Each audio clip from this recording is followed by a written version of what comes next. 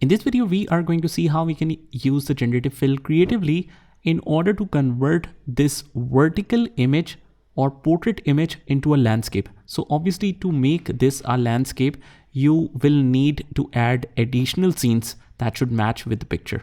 So we can easily do this.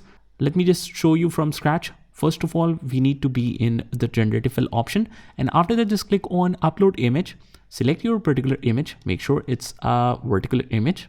And let's click on this option, expand. Let's select that. And let's say that we want to expand the scene up till this point. We want to make it completely horizontal, and let's put this scene at the center so that it can auto complete the rest of the portions. Let's click on generate and let's see how it expands the image. So as you can see guys, it has perfectly completed this scene and it looks very natural. Just you have a couple of variations, whatever you like, you can use that. So obviously it won't be perfect, but it has done a pretty decent job and you can already use some of them.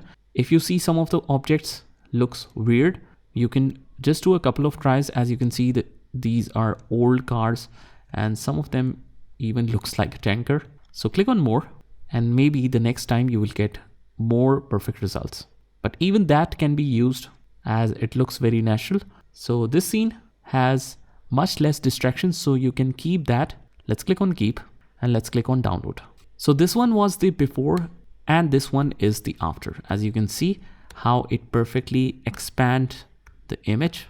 It has completed the building. It has even added the nearby buildings to complete the scene. So this is how you can use the generative fill option in order to convert or expand the image into a landscape.